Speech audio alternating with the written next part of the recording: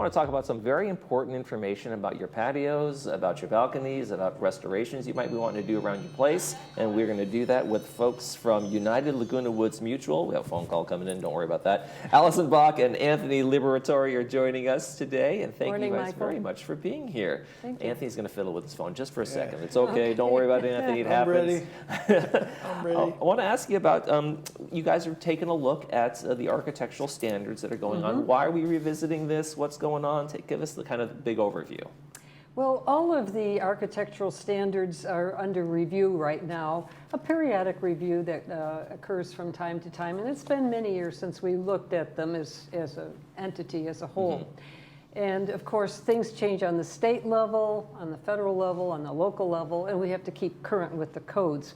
So Anthony is in charge of that particular committee, and he can tell you about some of the plans that group has in conjunction with BMS staff to review all of those standards.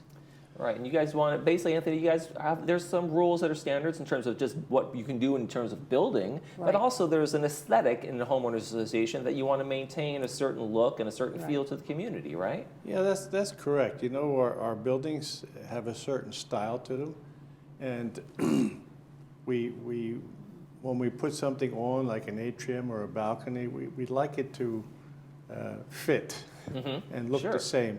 And also there's certain, and that requires certain types of materials, and we try to, that's why we have 44 standards, and the last one having to do with fences, so that we can keep our place looking attractive and give it more value, add value added to our manners, and so in the Architectural Control and Standards Committee, that's what we try to do, and help people that want to add on to their manner, and to make sure it's done in a way that it enhances our manners. Almost every unit, whether it's in a 2-story building, 3-story building, 1-story building, upstairs, downstairs, everybody has some aspect of outdoor space that they can use, that they can incorporate, that's considered their private access and private use. So the space between your gate and your front door, for example, is often considered a patio, and it can be partially enclosed, partially roofed. If you are upstairs and have a balcony, a lot of balconies can be enclosed. None of these things were enclosed or roofed in their original design or construction. So they're all considered alterations. And that means coming to alterations department here, if you haven't done it before, and making sure that you're in compliance with the current rules and resolutions. And at your March meeting, you guys introduced some of the updates and the information. So what basically went on there? What were some of what are some of the big changes, or? Well, the main changes are like there's certain things like we don't like plastic and corrugated plastic on the atriums. You know, the sun does terrible things to that stuff, and it looks ugly after a while, tacky. Very quickly. So, you know, it's things like that, and then materials change. New, more attractive and sturdier materials come, and so our staff, headed up by Mr. Mejia, does a great job in keeping on top of this stuff, bringing it to the committee, our committee. We ask questions and we talk about it, and the committee likes what we hear from staff, or we send them ask them for more information, then we, as a committee, refer it up to the board in form of a resolution for the board to consider. And so our staff is really hands-on, and they get into this stuff. And some of these, if you look at them, some of the resolutions have, like on 20, it's been revised 8 times since 2002. So not only do we do it we look at them periodically, but also if something comes up, staff jumps right on it. And you can see in Standard 20 there, it's been, since 2002, it's been revised. Well, this year it's 7 there, but it'll be 8 times. So right now these are proposals. How can people take a look at them? How can they find out what's going on? How can they give their input? Always go to the website and United Laguna Woods Mutual documents, operating rules, united architectural standards. And there's the wonderful list on the screen that shows all the things that are examined, controlled, and taken into account so that we have some standardization. That protects not only the man or owner themselves, but also the neighbors around. And so it makes it very clear, not only the consistent aesthetics, the consistent quality of construction, but that you're not impinging on your neighbors in some way that would be harmful to them. Right, and you know, if you're doing something that's maybe out of standard, Yeah. you're drilling holes in walls, Right. and there becomes a leak. All of a sudden, you have a shared wall, and things like that can You happen. got it, So, yeah. what are some of the reasons why these need to be reviewed right now? Like you said, you made 8 changes since 2020. Why are there so many needs to Well, update and there's make different these changes? reasons. For instance, something may have come up unexpectedly. Staff turns right on it, but then we're constantly, every so years, looking over them to see if they have to be updated to keep up to standards and Right. to make sure we're up to code. Code is number one. That's the driving force. But then something will come up, maybe a fire or weather damage or something that has to be addressed by staff, and that's what it's all about. And they do a great job. And then again, staff will come to us, an Architectural Control and Standards Committee. We'll ask questions and try to understand it. And if we understand it and go along with it, then we send it up to the board for final consideration. And that's one of the things people probably need to understand. You guys are not trying to stand in the way of anybody making improvements to their home. absolutely not. You just want to make sure they're doing Right. it correctly. Like once you open up a wall, whatever standard was in that wall in the 1960s is Right. now going to have to come up to 2024 standards, and, right? and we don't step in to say you've got to change what's there now. It's only when you go to make an alteration, make a change. So if something is functional, if it's been there for years and years and was built to the standard and to the code Of that of time. the era, Right. right, there's nothing you need to do. And Michael, we discussed this before in the last interview. These buildings are 60 years old, some of them. When you right. start tearing into a wall or tearing into a floor, you can get into some real serious issues with asbestos or that mastic stuff, you Right. know. And so what we're trying to do is make it as painless as possible. And one of the ways to do that, if you're thinking of doing something, go to our website, and there's 44 standards in there, and you can get an idea of what you're going to be up against. And for God's sake, get a contract. Absolutely. Yes, that's right. Now, if somebody decides, hey, I don't want to just expand or improve my balcony Right, or whatever. right. I want to turn it into a room. What are the steps they need to make sure they're taking before they take that leap? Well, find your blueprints, if you can possibly find blueprints from the original build. Also, look at your alteration list that you got at the time of closing that shows all the things that are no longer standard in your unit. Take a look at that. And then, of course, go to the website, look at the standards, and you know, see what's involved with what specifically you might want to do. And then come to see the alterations department. And take it from there. Then it's your imagination is the limit as to what you can do within the rules. So there are going to be rules that, for example, aluminum, vinyl coated aluminum, and coated aluminum are the only materials that are permitted right now for walls and for stanchions. For the enclosures when you're doing those things. Yeah, Okay. and then the roof materials have to be approved. Right. The attachments have to be sunk into concrete, for example. They have to be aluminum, so they're not going to rust out, and they have Right. to have a 4-inch base beneath them. So it goes on and on and on, and it's not Another thing, too, not a simple question. We don't like anymore to have, when you're putting a cover on your balcony, Right. we don't like it to tie into the main roof because our buildings are old, dissimilar materials, and so we don't want you tying in a new balcony cover into the roof of the main building. It has to be standalone up against it, you know. No plexiglass, right, Tony? Nope, or Right. corrugated, No yeah. corrugated, no plexi. And that's yeah. one of the standards you can find in standard 39 in terms of that covers that basically balconies and patios Yes. and what you can and can't do. Yes. Because they weren't made to be a room, so there's definitely going to be That's some right. major. It's not just, hey, I'm putting a wall up and everything will be Yeah, fine. right, There's some major right. changes that have to go, and you have to meet some major obligations. Well, you right? know, Allison brought something up when we were talking out here that those are all alterations. Nothing was built, with Right. a patio, an enclosed or semi-enclosed patio. Right. All of the atria were open. Mm-hmm. They are not roofed. So anything like that that has occurred over the years is considered an alteration. Right. And you got to start with that assumption. And that's why there's some new standards for atrium covers.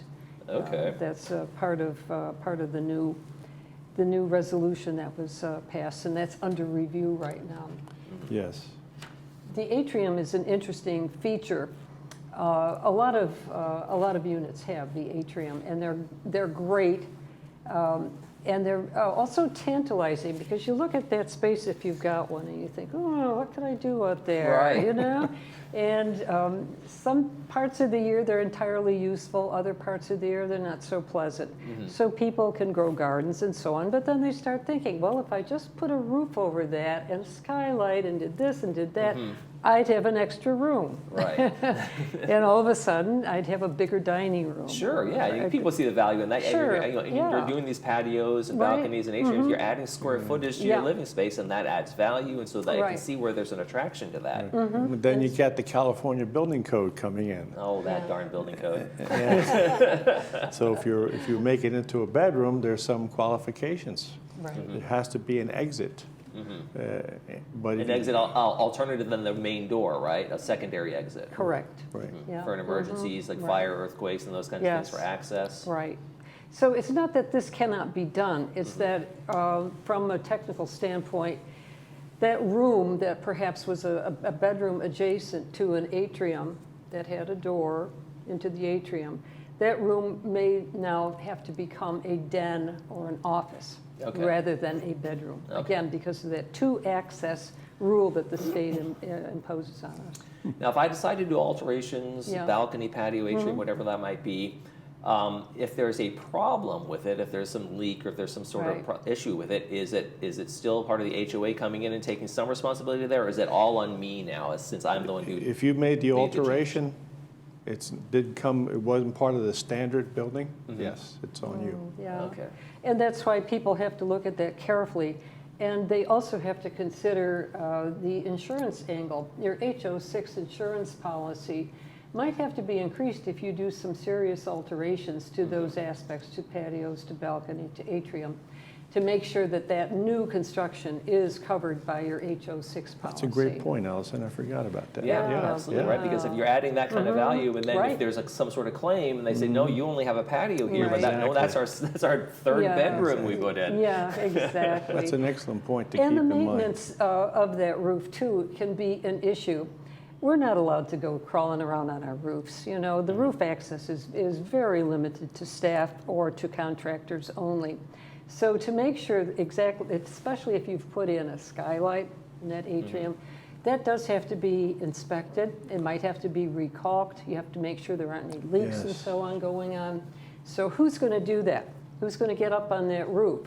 Well, that alteration is something that the manor owner did, but the manor owner is not in a position to go up on that roof and Right. inspect it. So therefore, you have to contact staff and find the way to do it. Right. Right. And what are some of the creative things you guys have seen people do in terms of balconies, atriums, and things that are going on here that may or may not be in compliance? Well, I'll talk about the things that are completely kosher and great to see. A lot of people grow plants, of course. They have Yeah. orchid gardens, or they have seedlings that they've started, and succulents and so on. Of course, there's the great furniture, and you can buy such a beautiful array of patio furniture and enjoy like an outdoor room, a 3 seasons, if not a 4 seasons room outside. It's a great play area for kids or for pets. There are people who do arts and crafts out there, art studio, the sewing center. I've seen people with the woodworking kind of workshop going on out there. Of course, just plain old sunbathing, drying the laundry. I mean, it goes on and on and on, and those are all, you know, Yeah, perfect. my wife and I like the fresh air, so we haven't enclosed it, but my wife's into succulents, and Yeah. we have a lot of them. Right, Yeah. right. You know, she really enjoys that. Our neighbors have enclosed their patios and their balconies, but we sort of enjoy the open air. We're right on the Serpentine Walk, so we enjoy it to leave it the way it is. But you can have a lot of ideas, you know, Yeah. on those things. And in my building, people have just made extra rooms out of them, and they really make the place look really big. You know? Yeah. The thing you can't do is you can't change the plumbing or the electrical that goes into that area. Okay. That has to be left as is. So you can't install a heating system, for example. Now, some people might put in a space heater, just a plug-in space heater. And if that's to code, that's all right. Yeah. Right. But you can't all of a sudden decide, well, I think I'm going to put in a wet bar with a, you know, no. Sounds great. Wait a minute. Not that it hasn't been done, but yeah. Right. Yeah. And those are things. What are some of the things folks have come to you and requested that just can't be done? Like you said, plumbing and those kinds of things really can't be done. Well, the thing that we have to be careful about is the types of materials they use. Right. You know, we can't go on. I hate to say this, you can't go on the cheap, because again, we're worried about building appearance, Right. and that relates to building value. So we have to make sure that the materials they use are up to code, Right. and that they add something to the building. You know, that's the thing that we're going to be watching for all the Also, time. you can't do anything that's going to impinge in a negative way on your neighbors. We're all Right. connected here. Yeah, You know, yeah, it's a there- community. It's a community, and in United, we don't have any freestanding, single-family homes, so to speak. So you have to be very careful that you're not creating like a roof situation where the guttering would go into your neighbor's area, or that you're doing something out there that's very noisy and intrusive. Now, what to do if you think your neighbor is doing something like that, or you know for sure that, you know, something's been done. And that's what Tony's going to talk about, when neighbors aren't exactly neighborly with these aspects. Yeah, we want to avoid confrontation, neighbor to neighbor. That's not good. That's why we have staff and we have resident services. If there's an issue being caused by a neighbor's action or inaction, the best thing to do is get in touch with staff, resident services, or even in some cases security, if that is, and explain it to them. They will deal with it. You don't have to get in any kind of a confrontation with your neighbor that you have to live with there day in and day out. And that's really important. We want to avoid those types of situations, because it just goes downhill very rapidly. And it can go on for years. And Yes. Right. it never has a good outcome, it seems, for Well, anybody. there you go. In the short and the long, it's yes, you can make alterations, Yes. but do it the right way. Talk to Correct. staff, go to the website, figure it Right. out, make sure you have a plan, and make sure you're doing it in we accordance have, with everything. we've tried to, staff and the directors have tried to make it as painless as possible. Absolutely. You know, if people would just take time to go on the website, start there, and then come to resident services, it'll be a pleasant experience. Anthony and Allison from United Mutual, thank you so much for joining us today. Great Thank you, information. Michael. Good to see you. You're watching This Day. We'll be right back.